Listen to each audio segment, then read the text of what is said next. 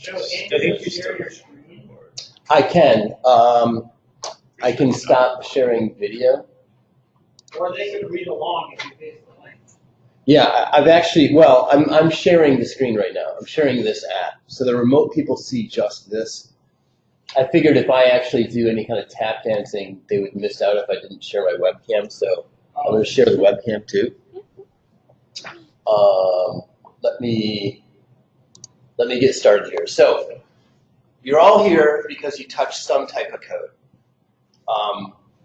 And some of you may not think of yourselves as coders, but you're in this room or dialed in remotely because part of your job or much of your job involves something that I would argue is code. Bash to me is code. Terraform script is code. JavaScript is code. And I was recently told by somebody who's been writing code for as long as I have, 30 years I guess, and he looked at my JavaScript code because he didn't write JavaScript, and he said, oh my gosh, that looks just like your C code. And that surprised him, but also relieved him because he could understand my JavaScript code. And that's the type of light bulb moment that I hope everybody here has when they go from language to language to language. There's no reason to say, oh, well, now I'm writing SQL, so everything gets thrown out the window. We're going to just write SQL now. It's really just another language, and the language is a way to communicate with a system. So once you develop one way to write your code, and you'll see the way that I am going to insist that you write code here, that carries across all languages, and it'll have a tremendous advantage to us as an organization. So you can go back and read this rationale if you'd like. The Confluence page is up there. I might have some more people contribute examples to this. I might have Kevin Donovan pull this out of Confluence and put it back into Confluence. Confluence is really difficult to edit in. I keep messing this thing up. And the other thing I want to mention is that many of you use IDEs, and IDEs can enforce code standards, as many of you have told me. And that's awesome. To the extent that an IDE can enforce our code standard, I want you to do it. But what I'll do at the end, I'm going to come back to this section at the end, is I will get a template owner for each IDE. So I suspect that Chris Barney is going to own the PHP Storm template editor, and he'll manage that template for the benefit of anyone else using PHP Storm if he continues to use PHP Storm. I imagine John Bouton would probably manage the Eclipse template so that anybody else using Eclipse. So, we could, as an organization, I could, as an onerous manager, impose an IDE on everybody. You shall use Qt Creator for everything. But I can tell you, having worked with all these IDEs, that except maybe PHP Storm, that there are so many idiosyncrasies to an IDE. It's like kind of changing the QWERTY keyboard to Kevorkian. It's really a violent change to a developer, and I don't want to do that for you. The coding standards that I'm going to impose on you, and I am going to impose them, are there for our benefit. They're not just there for my ego. It totally helps my ego. No, it doesn't, actually. It has nothing to do with my ego. It has to do with collaboration as a team. I've been in organizations, I'm sure many of you have too, where there is no coding standard, and I've been in organizations where there is a coding standard, and coding standards that I personally hate, okay? I've been in organizations where I hate the coding standard, but I conform to it, and it benefits the organization. Now, I'm going to try to put forth things that you don't hate, but if you hate them, I apologize right now.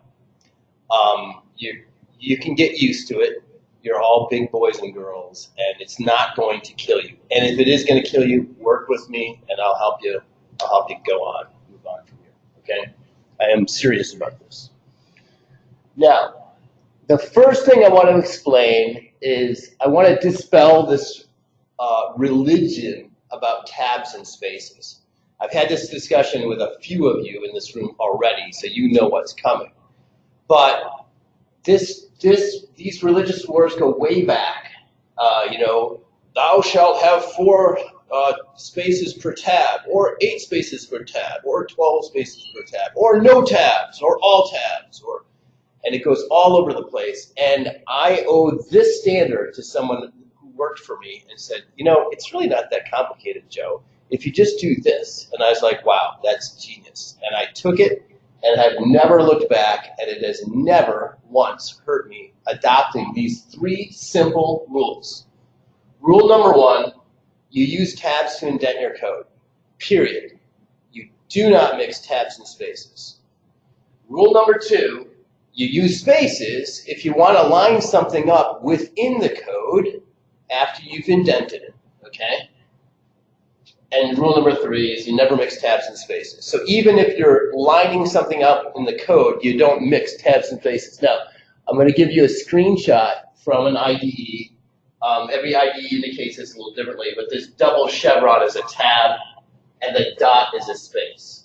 And I picked this piece of code because it shows you exactly the standard correctly applied, and it shows you that spaces do have a place in this standard. All this code is tabbed in once because it's inside a method, and then here's the beginning of a conditional, so it gets an extra level of indentation. There is no space anywhere here, and cannot be a space in there. I don't want you to untabify your code when you commit it to Git or to SVN. But here, similarly, you can't have tabs. You must have spaces if you want this stuff lined up. I like to do this stuff. I like to line up my equals. I like to line up this when I have a block of assignments. To me, this is very readable. The IDE colors everything. I almost get dizzy with colors. I tend to view life in black and white. But in a black and white editor, a green screen, this is really nice and readable to me. It's okay in IDE too, IDE also.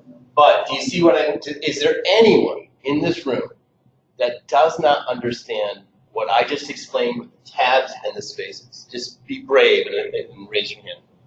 I just have one question. Yes. In the instance of the last 3 lines, yes. String, if I were to split up that if statement, it's an excellent question. Yeah, I know where you're going.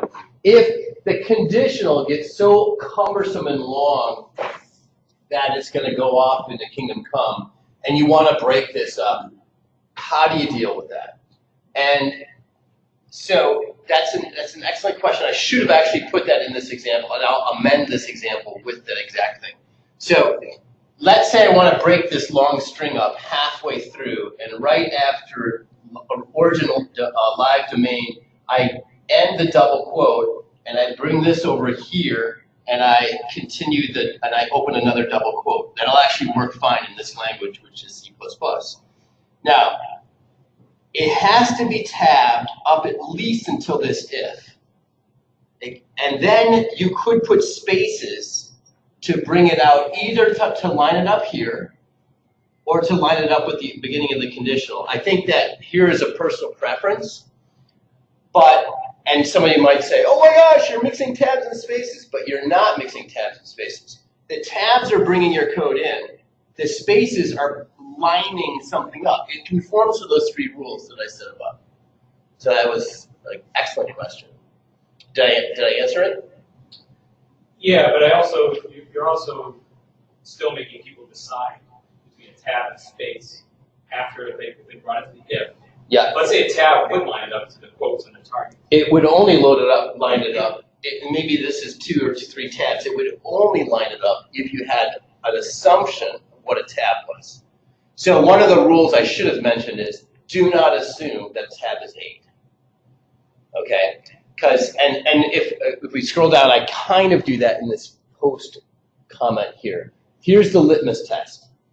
If someone else has a different setting for tab stop than you, so let's say Chris Barney uses 4, and because my eyes are going, I need 8. I need like exaggerated indentation. But Barney, being the young chicken that he is, he uses 2. So he uses 2 and I use 8. Big difference in tab stop. The code should have 0 problems with readability. That's the key. His looks more terse. It goes, and it gets kind of narrow and squeezed. And mine goes, and it has a lot of white space. But there are zero problems interpreting the code. That's the litmus test.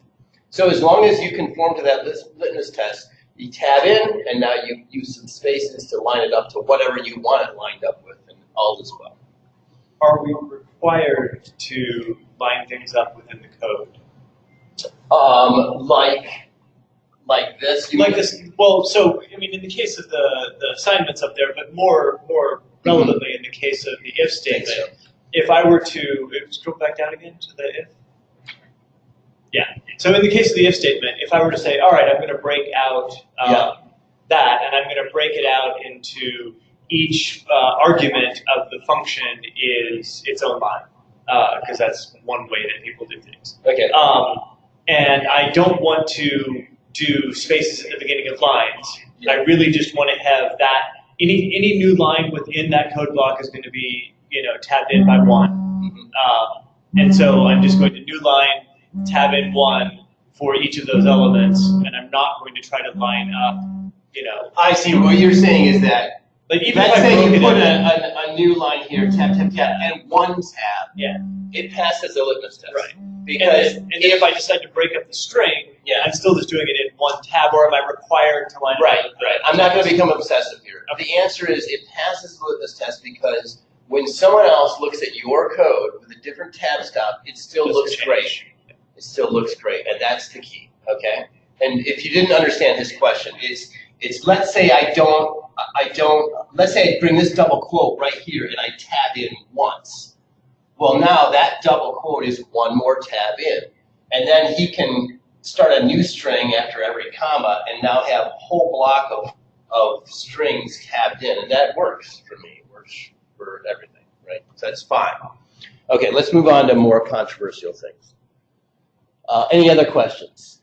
Yeah, the spacing internally in blocks of depth, that's like optional, so if you have just 2, you wouldn't necessarily do that. Yeah, right. I mean, like this kind of stuff right here, I find it really helpful. I've found so many bugs in my code through my own code inspection. Because I look at, once I write something, I look back at it, and I'm like, oh, this one's missing something. This isn't a great example, but I found a lot of bugs in my own code by just lining things up and being, OCD. So I can't really impose that on you, but I can impose bug-free code on you. However you're going to get it to there is great. Curly placement. This one I can tell you. What's that? Oh, another question? Oh, yes. Okay. I'm sorry. Hi. Yeah. Mhm. Okay. At least we use Java Eclipse. So usually I write code to whatever I want, Yeah. and then I just click auto format, Right. and everything just format for me. I don't. Right. Yeah, if I do auto format for sure, between the parameters Yep. you have this, that would be strange. So I'm going to tell you this. Yeah. You must manage your IDE, not the other way around. So you must master Eclipse, and there's other people in this room that have plenty of experience with Eclipse. You must tame Eclipse, even if it means like you tame the Mustang by like, there's some whisperers that whisper to the I Mustang and know. other people that So- beat the thing. However you tame Eclipse, you're going to tame it, because once you commit the code, I don't care what IDE you used, I don't care what settings in that IDE you used, it's going to conform to this standard. So we have to have this standard. That's my fuzzy. You don't get a pass. You don't get a pass because you use Eclipse. That's correct. No. Because I said that when you use auto format, we just got different formats. You can configure So we Eclipse to have auto to change format. that format. Right? Right. You can change I Eclipse know. to auto format I that know. way, and then it's very easy. Yeah, I know. So we have to change the way. You must. Okay. You must. And that's why at the beginning I showed a table. Yeah. And this will have a big impact on all of you. It'll change the way you write code from this day forward. Okay, so you're going to have to go back into your IDE and figure out how to tell your IDE how to conform to the DEKAF 2 coding standard. So the Eclipse owner, for example, when ID's owner will work with different people, get a template, format, and everything. Yes. So we just, when we open the IDE, we just upload In the theory, if someone is format. generous, if someone is generous enough Mhm. with took their time to support Eclipse as an IDE for the organization, they can generate the UI template. Yes. And then they'll maintain it. Now, at the point when it breaks their back and they're like, I just can't stand doing this anymore, we can throw the IDE out. Now it's back on you to fix it. I can tell you that I used the oldest IDE that was ever created by mankind, which is Emacs. It was the original IDE. And I can't stand its idea of tab spaces and everything else. And I am constantly fighting with Emacs and have been for 25 plus years. And so it may be a hard job to fight with your IDE. Whatever it is, that's your job. You got to deal with your IDE and make it do what we all have agreed or what you're getting imposed by fiat. So curly placement. This one I'm really not religious about. I think we just need a standard. The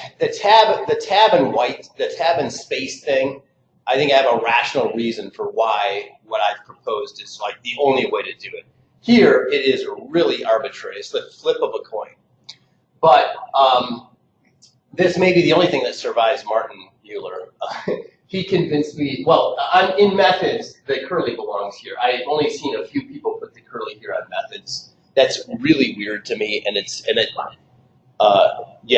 yes, very strange. Very strange to put the curly on a method method body. Very, very strange to put the curly up there. Like this. Now, maybe in the QA world, that's not so strange. Now, it is much more common. It's much more common in blocks, in conditional blocks, to see the curly here. Much more common, yes? If this is the same page as before, you'll see that you have an if statement like the incorrect one right there. It was that K-Stern line. This guy. Yeah, I'll show you the exception coming up. All right, there's an exception. There's an exception. Yep, and very good that you observed that. So here's several lines of code between the curlies. We want the curly here. It does get lost here. I had to concede that point with Martin Mueller. I make an exception. And here's where I tend to do this for single lines of code. And it's okay with me. If you put it here, I'm not going to penalize you. But this one is not acceptable. And in older Unix code, you see that all the time. And you see this. So neither of these is acceptable. And if you're code reviewing, you flunk the review in this case. If you're code reviewing here and it's a single line, I'm totally fine with that. You should be fine with that too. That's the canonical form. This is not acceptable. That's acceptable. Okay? So, and I admit, it's arbitrary, but we just have to have a standard, so that's what it is. Method denotation. This one is important, very, very important to me, and very, very important for code readability. It's not arbitrary. Every method in your project should have a standard way that it gets denoted, right? Now there's horizontal bars of ASCII art go way back to the dawn of programming. I can see the misery on Barney's face. It's just so difficult. I can tell you that in a non-IDE, this really helps with readability. IDEs are not going to stumble on this, but when you're outside an IDE, it greatly aids things. The other thing that I insist on is that at the close of your method, you just label the method. You don't have to say end of API project something. You just put the name so that when it scrolls out of view, you see what is ending. This is why we do this. You see, oh, okay, this is the beginning of a new method. This is the end of an old method. Okay. Now I know some of you are going. This is, by the way, this is live code from Apache. Who wants to edit this code?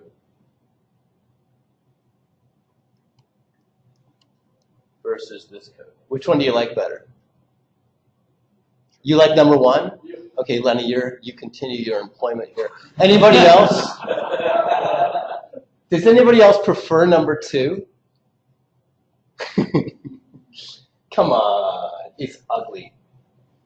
That's Apache's code. I know it. I've been in it. I've modified it. Yes. Where should I put my doc blocks? I knew that you were going to ask that. That's why it's the next section.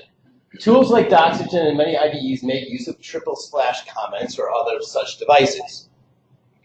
In the cases where you can't mess with its touching, so sometimes here it has to touch the method. If you put this bar in between, everything falls apart. In this case, I think it's totally acceptable. I'm not going to impose this bar thing to the point of insanity, right? The key is to denote methods so that you can nurture them. And I mean, like, I used to tell the Italian, one of my first jobs out of college was working for an Italian company. And I used to tell them that that code is a fine art, right? And you teach at Northeastern. I mean, coding, there is so much subtle stuff to coding. It is really an art form. It's not so much of a science as everybody thinks. Two people's codes, two people's methods for creating the same solution look totally different. Even if when they're compiled they're the same, they still look totally different when they start, right? And one of them is going to be more maintainable than the other. That's the bottom line. So we want our code to be pretty. I think every method that you write should almost be an advertisement to itself, you know? So just nurture the method a little bit and make it stand out as something you're proud of. Questions? So for example, for that method or something, we have to have the top, and then second, So you don't need Doxygen comments unless you already use Doxygen comments. Yeah, the Doxygen, the triple slash style of commenting is per project. So when you begin a project or when you're in the throes of a project and everybody's like, look, let's decide we're all going to do this, then you can do that on a project by project basis. I can tell you DEKAF 2 has done this. For anything that's a framework, it's really important. If you're developing a framework that a lot of people are using, and if you're like the framework developer on your UI team and you're doing all the framework, I think it's really important to use the triple slash methodology so that other people searching for your methods can find them and understand what they do. If you're just putting up a dialog box in your UI code, like who else is going to consume that other than you? So you got to just, keep things balanced. All right. In Java, Yep. there's the Java document notation. It's very similar, but it's not different. Right. It's in the same place. Yeah, right. So, Once we go through your code, I want you to put some snippets. So I'm going to actually have I want people to amend each of these sections with snippets of code in different languages. I put this together, well, first of all, this was created by Dan and the two Johns a week ago or so. I'm really grateful for you getting me off started. And I added about an hour's worth of work to this. And so it needs a lot more examples. In fact, there's an exercise that Dan wants to do, which is that everybody takes a piece of their code, their existing code, and gives the before and the after. And they're honest about the before. Just put it in the way you got it now, then conform to the standard and reformat it and put it in again. And we'll look at those examples. I think it's a good exercise. It's not intended to light anybody up. It's just intended to hammer home what we're all trying to do. So K103. You notice each one of these has some kind of indicator. I figured if we invent a new standard, we give it a unique identifier. And I don't want to just invent laws for the sake of inventing laws. So we're going to keep these numbers to a minimum. But this is project denotation. So we talked about here method denotation. This is the previous one. Like how do we delineate our methods? And here is how do we tell that a file is part of a particular project? This is something that OneLink struggled with for 10 years. People would add DEKAF files without the DEKAF copyright in them, which was silly. So like all DEKAF code, which is open source, has this header. All OneLink code is supposed to have this. All Zappy's code is supposed to have this. So when you start a project, and I'll probably be involved in every project that you start, we'll come up with a cute little ASCII art thing to put on the top of all your project files. And that will be what you put on the top of your project files, period. And you don't create anything and stick anything in source code that doesn't have like that little, branding element on it, okay? That should be simple. Classes. This will be, now we're going to start getting into more controversial things. So I'm not going to impose a universal naming convention for classes on everyone. So you should be relieved about that. What I am going to impose is that projects have a standard that you stick with. And I just grabbed one piece of code from a recent project that I'm working on, and it reveals the benefit of having a standard. So this class, KStringView, starts with a K. I know it's part of DEKAF, because all DEKAF methods start with a K. This one, and this one, and this one all start with a capital X. So I know they're part of my project, which is called Zappy's. And if I had another library that I was using, they would start with a different prefix. So all I'm saying is establish consistency and stick with that consistency, okay? Get it? Questions? All right. Methods and functions. So an overwhelming amount of code in the world reflects methods in camel case. Everybody's familiar with camel case. The reason it's called camel case is because when a camel is drinking water, its hump is higher than its neck. So it starts out small, and then the hump bumps up, right? So there's the neck of the camel, and boom, there's the hump of the camel. That's camel case. That's not the same as Pascal case, which starts with a capital letter, okay? It's technically a subset of camel case, up and down, but it starts with a capital letter. You have to get used to using Pascal case, not camel case. Now, there's a reason. It's not arbitrary. The reason is that it provides for Hungarian notation in variable naming, which is probably going to make some people car sick. So before we get to Hungarian, there are 3 prefixes that I insist on, and I know from absolute experience that these aid in readability and in mistakes, avoiding mistakes. Member variables in a class get an M underscore, okay? I'm not the inventor of this standard. I adopted it many years ago, and it has helped immensely. S and G I did invent, which are statics and globals. These are really specific to C and C++. I don't know, like Java has statics. Okay, it does.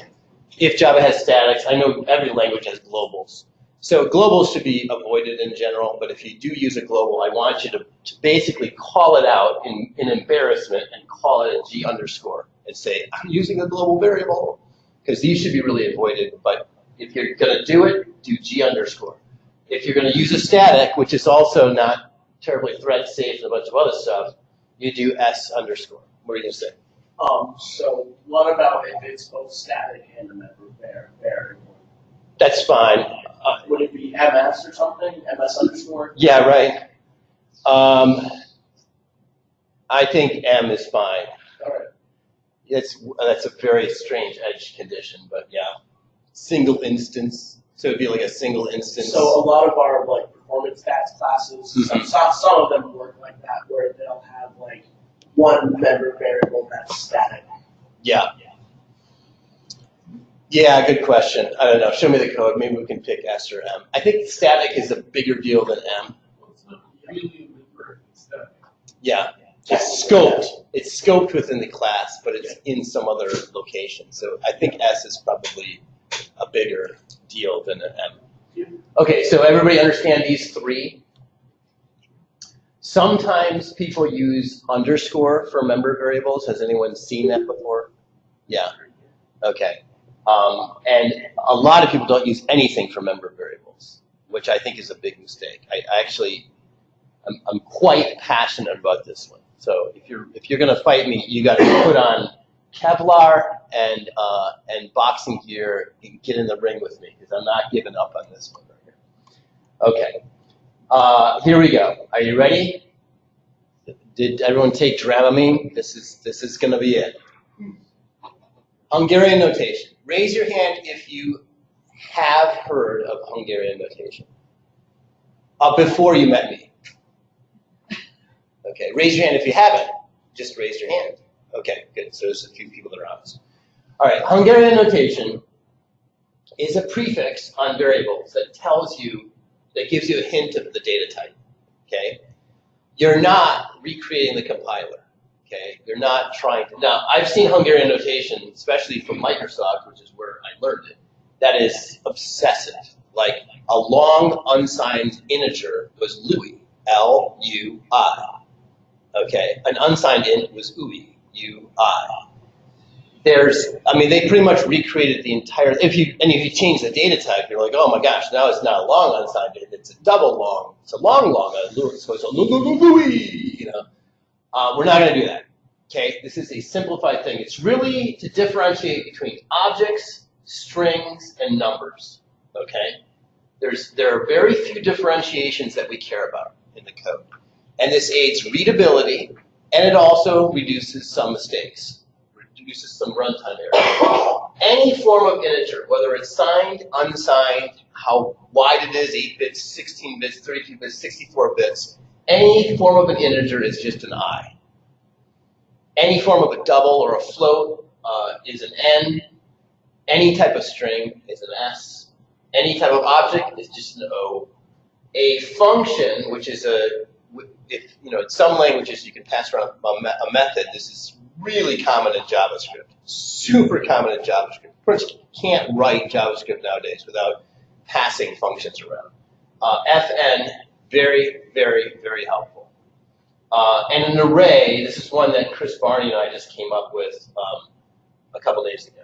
I think it's good to differentiate between an array of things, of objects, and an object itself. Because when you try to iterate over an object, things can blow up at runtime. So I think having a distinguishing element for arrays is a real helpful thing. Yeah, I don't know. I think we could take proposals for new, after you adopt Hungarian, after it's part of you and you're writing code with Hungarian, if there's a repeating element over and over again that you want to propose for a new prefix, then do that. But let's try to be as simple as we can. If we can't fit these on a page, we're getting obsessive like Microsoft did. Okay, I think Microsoft had the right idea. Yeah. Previously, for objects that we didn't use a prefix, is this a change? Are we going to be adopting that more consistently now? Okay, so you're talking about one-line code, and your question is what? For objects that we did not have a prefix for? I believe so, yes. Like what objects did we not have a prefix for? K-props. Just about anything that didn't fit into one of those other categories. Right. There are times, so I have not been religious with objects, because I think if it's not one of these, it's basically an object. So I have basically not been great. In JavaScript, I've actually been pretty consistent with, not in C code. Because in C code, if it's not one of these, it basically is an object, and so I think it would be better to try to get solidified on this. And I forgot to mention bool. It was just off the screen when I was speaking. So a Boolean or a flag is just a B. Now, some of my super old code had an F for a flag. If you see that, you can just bring it up to date. And F purposely doesn't fit into here. F was used by some people for float, and I purposely don't use F for anything so that I can accommodate really old code that needs to be replaced with B. So if you see an F, it doesn't fit, it needs to change, that type of thing. Now, questions? Yes?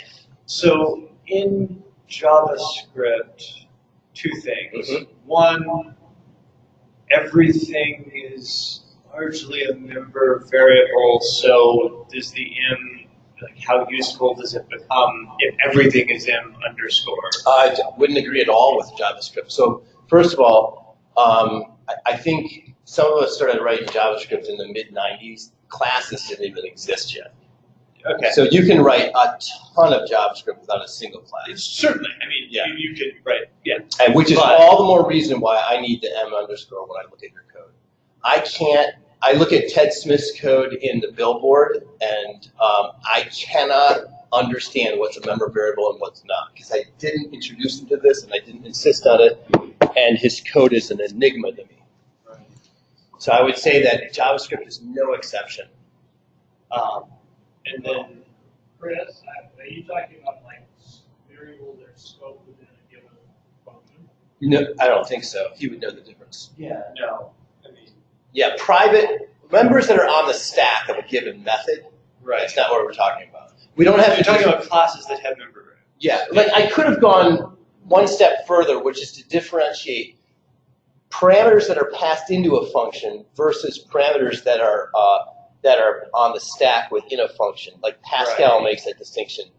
You're not. I'm not making that You're just distinction. concerned with if I'm defining a variable within a class, Yes. and it's an M underscore. If I have a function in that class that uses a variable, Right. just a normal variable. Yeah, because I can also say that when your code starts to get unwieldy, you like to break it up into smaller pieces. Sure. At that point, did it matter that that used to be a stack variable or passed in or whatever? Like, it doesn't matter anymore at that point. But if you decide to make something a member variable and it used to be a stack variable, it's a legitimate change that needs to be reflected. You're also saying this dot for the member variables already. So. Sometimes, yeah, right. When you say this dot, it would be this dot m underscore. So, yeah. Only in the case where you're using this dot or this arrow does the m underscore become redundant. But there are plenty of contexts when that isn't around, and we need the help to understand what are members. Other questions? Yes. So, for example, if that I count is both a member variable, so should we Yep. I count? Yep, exactly. Right here. There's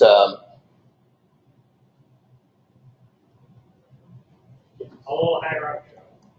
You have an example of it. Right there. yeah. So this is a good example. Oh, M underscore, okay. This is yes. clearly not a member variable, and this one clearly is. Now this is a setter. It's a very obvious pattern in code, right?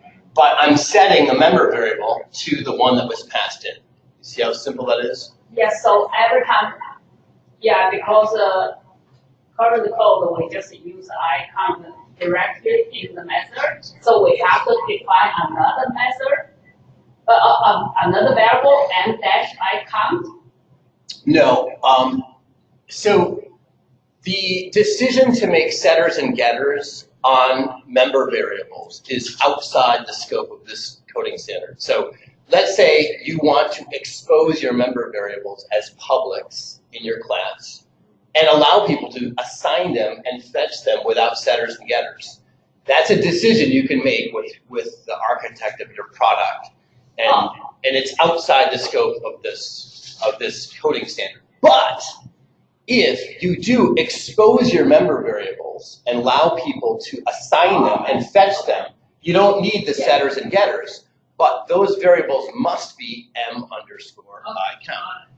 Now there's a trend in C++ 17 and beyond to get rid of setters and getters. I'm totally fine with that. You don't need to do anything else other than set variable. Having a class with all these setters and getters just to maintain purity because your variables are hidden and stuff. I mean, like, it seems a little redundant. So if you want to get rid of setters and getters, discuss that with whoever's helping the architecture of your product to do that. But don't toss the m underscore. In fact, now that you don't have a setter and a getter, it's all the more important to have an m underscore. So we know, oh, I'm directly affecting the instance of this class. I'm directly affecting the variables that are in the instance of this class. Okay? Good? One more. Yes. In a language where we're heavily using libraries, like using React and all of the libraries that go along with that, that have variables that are intrinsic to them and functions that are intrinsic to them, we're going to end up in our code saying props dot, not oprops dot. Yep. Because that's what it's called. And that's fine. And so then we're going to end up with half of the variables in our code following the standard and half not. Well, the dividing line, even if we want to go along with this, if we're not even disagreeing, yeah, that's just going to make it somewhat difficult for anyone reviewing the code who's not intimately familiar with the particular function that you're using to know whether or not you're succeeding or failing. Right. And it means that it reduces the number of people who can look at your code. Like, you won't be able to tell me whether or not my code's good. Yeah, yeah. And it means that my IDE isn't going to be able to tell me whether or not my code's good, right, because sometimes it should and sometimes it shouldn't. Right. All right, two things. So we have to have a dividing line somewhere. So when we get to a framework, to a third-party framework, we can't impose it on them unless we want to subclass everything. So one option is to subclass everything, and we never use the framework directly. We always subclass, and now we get our own standards and impose our own subclass on their classes. That's one way to do it. It's a little obsessive. So we have to have a dividing line. Show me your first challenge in that respect, and I'll see if I can help. Okay, cool. Let's move on. We made it through Hungarian, and I didn't get stabbed in the back. So everybody's okay? You haven't turned around yet. Pinto, you okay? Yeah. Okay, excellent. Mesmerized. Okay, SQL. This one, some of you have been exposed to. I think everyone's kind of been exposed to my SQL standard. Again, I didn't invent this standard. I have assimilated these standards over several decades off my own employees, right? And I'm convinced that this aids in readability and consistency across a product. So number one, tables in uppercase. This is something that Haggerty and I came up with probably 20 years ago. And I've never deviated from it, and it's helped an enormous amount. And I'll give you the pitch for why this is. Nothing is more important in a SQL query or in DDL, the language that you're creating rows and stuff with, than the table. I mean, that's like the most important thing. The table is really the most important thing. That should jump out in uppercase, okay? Column names, lowercase with underscores. No camel case, no Pascal case. Most RDBMSs are not case sensitive in their DDL. So the create table statement, almost none of them are case sensitive anymore. They all used to be, almost none of them are. So the table names in uppercase is really a convention, but you gotta stick to it religiously, because once we're gonna port sometime the database code to somewhere where it is case sensitive, and then nothing is gonna work. So you gotta be religious about this. Table names uppercase, column names lowercase with underscores, okay? SQL keywords, lowercase, period. There's a lot of code out there that have select, like this, select from where. And this is the thing that I told Chris Barney about, is that this to me screams neophyte.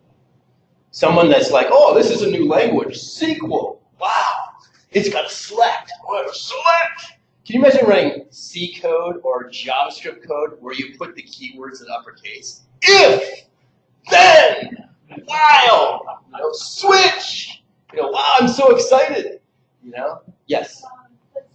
Most of the SQL management tool, when you want to do the formatter, they actually capitalize the uppercase on the key. So I'm going to respond to you the same way that I responded here. You have to manage your IDEs and your environments. Figure out a way to defeat it and to tame it, like you tame the Mustang. You can whisper, you can beat it, I don't care. So why do they do that by default? Because a neophyte wrote the code that does that. I don't know, it doesn't matter to me. It's a philosophical question. Why do people bungee jump? Why do people jump off bridges? Why do people do anything? I don't know. But a standard is a standard. I'm insistent on this one. Keywords are in lowercase. Tame your IDE or find a new one. Yes? You do a MySQL dump, it's going to put it in caps. It's fine. Well, the people who wrote MySQL were neophytes. They were neophytes, yes.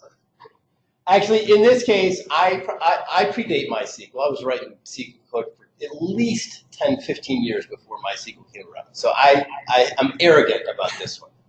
So I can afford to be. Yes? Table name aliases, upper or lower? That's a good one. That's a good question. So Chris Pinto says, our table name aliases upper lowercase. I like uppercase because they are corresponding to the table names.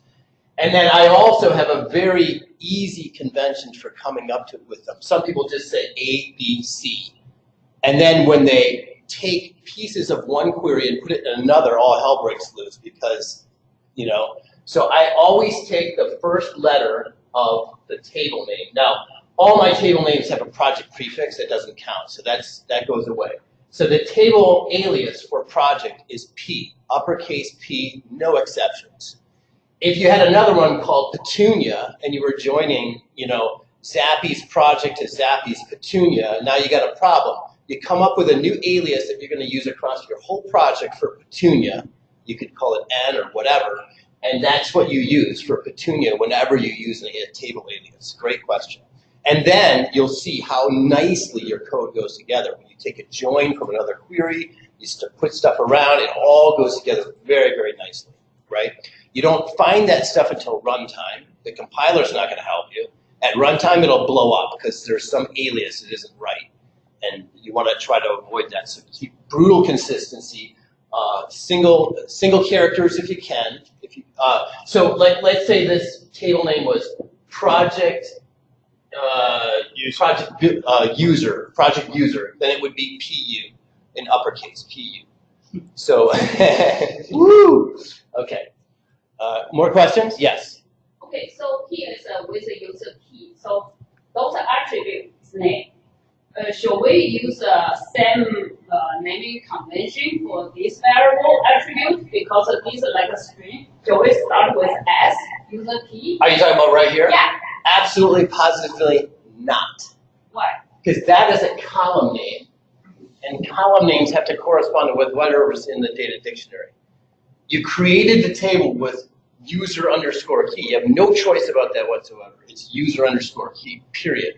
And this is SQL. It's not a 3GL on top of it. No, you can define different field name. Not without violating the second bullet item. Column names are in lowercase underscore, period, done. Okay. Now, if How you about S underscore? if you embed, so this might answer your question. Yeah. If you embed SQL into another language, okay, now here's where you start to see some cross-pollination between a language that has our Hungarian prefix and embedded SQL. This is what we call like dynamic SQL because it's being built at runtime. It's a string. It's not precompiled. So here's dynamic SQL. It's a string in our code. Now, you'll notice here that we have new lines embedded into the string. It makes it slightly less readable when you're looking at this code right here. Okay, I admit that. But when this SQL statement blows up and you're looking at it in a log, it makes all the difference in the world. So you'll notice that this is, that these new lines and these space indented indentations conform to the standard when you're looking at it in a log file, when it gets printed out. Okay. Questions? I'm not sure what language that is. How are the strings being concatenated?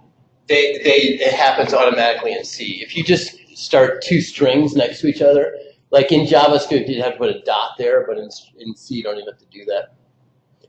So this is an example of something that is looking pretty good here. But when you print this out, what happens? All one line. And it is a mess to look at in a log or runtime trace, okay? This one is getting better, but what's wrong with this, Otis?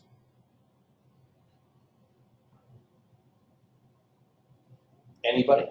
What's wrong with that? Yes? So that appears to just be one giant string. It is. So all those tabs are in there. It is. It's one giant string. It's going to have new lines in it, but nothing's going to line up right.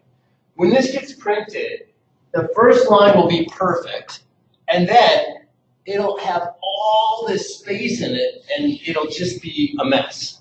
So it looks almost as ugly as that, and it's not going to achieve the right purpose.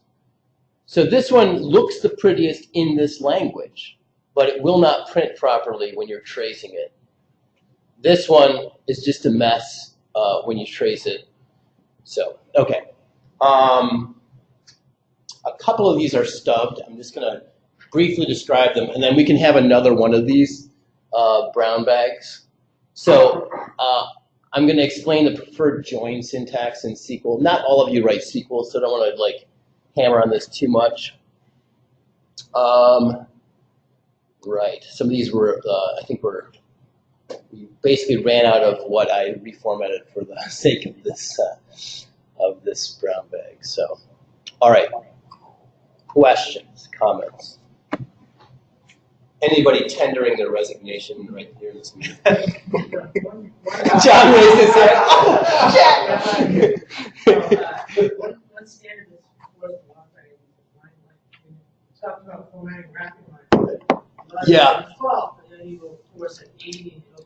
Yeah. Do we want to enforce a line? So John's question is, are we going to enforce a line length? And I think that in this day and age, 2018, we say no to that. Pretty antiquated. It is so antiquated. The idea is of course it right. Mhm. Yeah. Yeah. I think it's pretty. Yeah, I think it's unreasonable to enforce a line length. I mean, at some point it gets a little bit unreasonable. You saw that stir in that was pretty long. I mean, it's kind of borderline. But more questions. Similar to that line endings in the file. Oh, yeah, I should put that in there. Let's.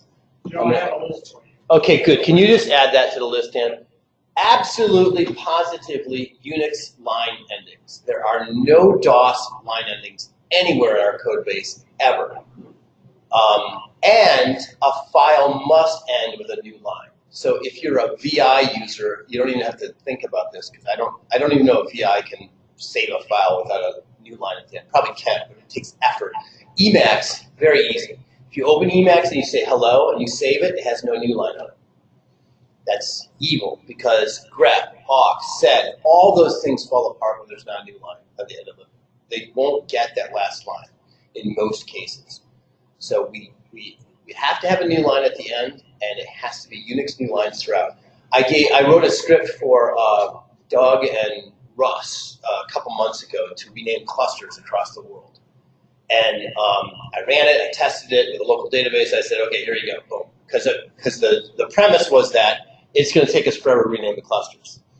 Russ brought it in a notepad on a PC, looked at it, said, hey, this looks great, saved it. Didn't know that he had changed everything to DOS new lines. Gave it to Doug. Doug ran it, and nothing happened. Because the whole script was one line now.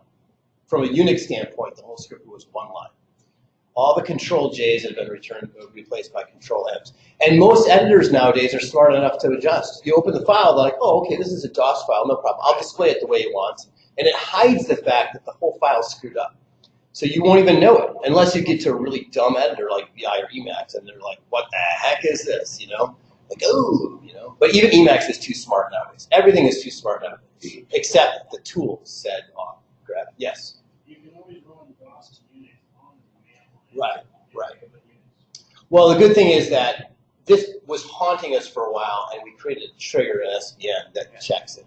And you're going to have a lot of trouble checking it. Yeah. We do not have such triggers on. We do not in Git. So I have to do this again in Git. So because some of us are using Git for some projects. Yes. So do we have a timeline to enforce this kind of Today. standard? And then from now on, Yep. the new code, or we have to We pretty much threw away all the old change code all anyway. the old code. Right. Well, here's the deal. I pretty much scrubbed most of the projects that you're working on anyway. So you're only writing new code. So Oh, If- good to know. Yeah, right. So Central and OLMet and some of these projects have been scrubbed. Now, OneLink, that's OneLink. I've been trying to impose this on OneLink for a long time, and some of you are more amenable and more tuned into to it than others. So I'm recording this. Minsk will hopefully read this and watch this video and take it to heart. But any code that's going to be around for years needs to conform to this. And the fact that I wasn't quite so tough on this before really has hurt us. It's my fault for not imposing the standard. So now we're going to fix it. So if your code is going to stick around, then fix it. If it's not going to stick around, just leave it around for reference. You can leave your old central QA code around for reference. You can look at it. Hey, how did I do that in Java? How did I do this? Bum, bum, bum. That's fine. Leave it around. But if it's going to be part of our product and part of our mainstay, then fix the code. That will be part of the code review. And it should be part of the code review. So I'm relying on everyone here to help police each other and say, you know, I don't think this conforms. And if you have a question, then come to me. Right now, I'm probably the only one that can answer the question. Very soon, there's going to be people like Barney who's going to know just as much about the standard and know all the edge conditions. Yeah, we talked about that last week. In this case, it's okay to use blah, you know. And then there's going to be, and then pretty soon everyone's going to know it, and you're just going to be doing it right. Okay. In the beginning, maybe you have to ask me a lot of questions. Yes, Josh. Is there plans to use like a linter? So, Yeah. So like Josh asks, can we use a lint program? Everybody probably knows what lint is. I would love to have. So I tried to write one a long time ago to try to impose this, and it was called Clint, K-L-I-N-T, Clint. And I would love it if someone just wrote Clint to do this. I couldn't quite pull it off. It's a project in and of itself. But big points if somebody can write Clint to do it. Because if you can rewrite Clint in any language at all, I don't care what it is, we can hook it into SVN and Git. And when you commit, Clint can fire and say, Clint warning, and boom, it could output these warnings and say, sorry, fix it. You know. Now, there's another question, you know, well, shouldn't we just fix this stuff automatically when you commit to code? And okay, no. Because I actually want you guys to get used to the standard and to impose it on yourself. And you're way smarter than a program, okay? You're engineers, and you can do a better job than a program. You know, okay, converting everything into spaces when you commit, that's an easy thing to do. It's the wrong thing to do here. But, I mean, if our coding standard was just about converting everything to spaces, then I would say uncle to the whole thing. And we would just churn everything to spaces when you commit it. But it's way more than that. It's about readability. It's about philosophy. And it can't just be done with a commit trigger, okay? So I would rather have the commit trigger that Josh just agreed to write, called Clint. I would rather have that trigger reject the change and force it on you as the developer or QA person or the DevOps person to fix their code so that they commit it and commit it right. Yes, Dan? We have a really hard time with that kind of linter using other people's libraries. Mm-hmm. It's almost impossible. Right. Well, that's why we need exceptions, and we have written them already. Like in the SVN triggers, when we commit Apache code, there's no way it's going to conform to anything, right? When we commit FCGI code, all that kind of stuff. So we just write exceptions into our commit logic. For our code, we don't have the exceptions, so it's okay. We can commit a third-party library and let them do whatever thing they want. It's fine. Like the mix case that Chris brought up earlier, Right. where you're using a third-party library. Which Yeah, I mean, like if some of these, so I mean, like Clint, the existing Clint covers DOS new lines. You know, so many of these things. How is it going to know that you didn't take the DEKAF copyright notice and stick it into your portal code? It's never going to know that.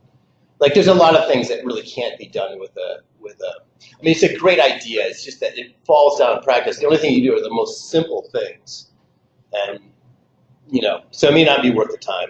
So thank you for volunteering to write it, but it's probably not worth it. More questions? Okay, great. Thanks for everybody's attention and for your generous response to the coding standard. Now, exercise-wise, we want to do an exercise, right? Yeah. We want everyone to take a piece of code. It can be the ugliest piece of code that you have. And we want you to snapshot it in its current form. It can be like one method. And then rewrite it to the standard. And on this page, we can put comments, right? Yeah. Okay, so scroll down to the bottom. There should be a place to put comments. Yeah, write a comment. Okay, so you should write a comment before and after. And I think that we're going to see a pattern here emerge. Because we're going to be all over the map on the befores. And the afters are going to look like one organization.